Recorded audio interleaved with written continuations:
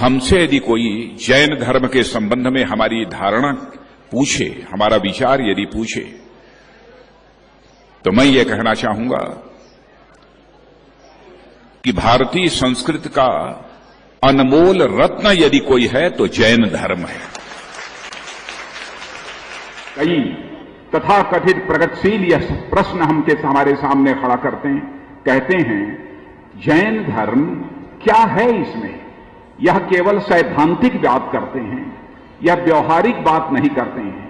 और आज सारा विश्व ज्ञान और विज्ञान की दृष्टि से इतनी ऊंचाइयों को हासिल कर चुका है, तो जैन धर्म की आज के युग में क्या प्रासंगिकता शेष बची है? यह सवाल कभी कभी तथाकथित प्रगतिशील लोग खड़ा करते हैं। आप जानते हैं कि जैन धर्म यह मानता है कि यह सारी प्रकृति, होल यूनिवर्स, पूरा ब्रह्मांड यदि बना है तो एक कण है, तो कणों के समायोजन से ही यह पूरा ब्रह्मांड बना है, और उस कण को हम कहते हैं पुद्गल।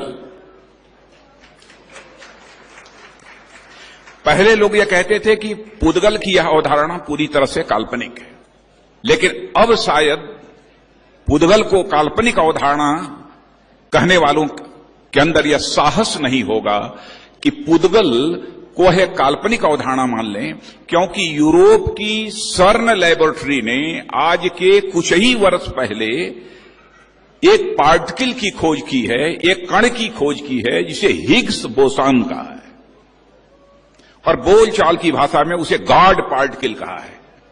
और सर्न लैबोरेटरी के वैज्ञानिकों ने भी सच्चाई को स्वीकार कर लिया है कि यह पूरा यूनिवर्स, यह पूरा ब्रह्मांड यदि बना है तो कणों के समायोजन से बना है।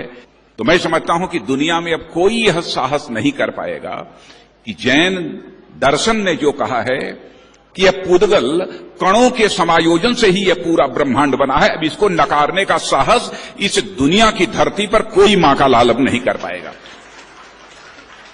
कभी कभी लोग यह सवाल खड़ा करते हैं कि यह महामस्तकाभिषेक 12 वर्षों पर होता है।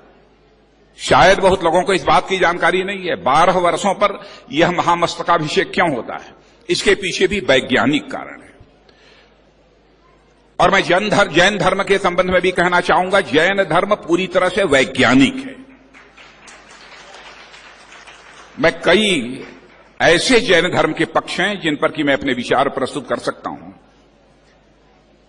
तो 12 वर्ष पर भी जो महामस्तकाभिषेक होता है उसके पीछे भी एक वैज्ञानिक कारण है।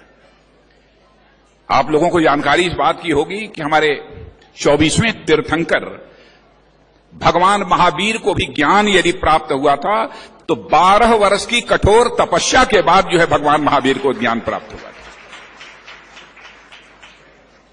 भगवान महावीर ने 12 वर्ष तक कठोर तपस्या की थी, तब उन्हें ज्ञान प्राप्त हुआ था।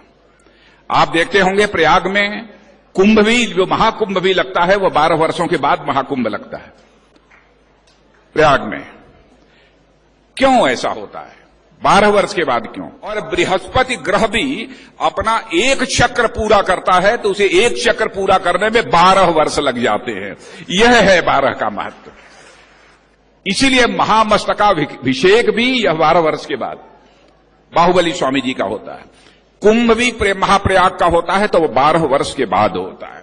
लोग यह भी कह सकते हैं जैन धर्म मानने वाले लोगों की संख्या बहुत ही कम है इस धरती पर, लेकिन मैं यह बात कह सकता हूं संख्या बहुत भले ही कम हो, लेकिन गुणवत्ता इस जैन धर्म के मानने वाले लोगों में है। इसलिए समाज में वो अपनी श्रेष्ठता को भी सिद्ध कर सकते हैं, अपने आचरण से सिद्ध कर सकते हैं, अपने व्यवहार से सिद्ध कर सकते हैं।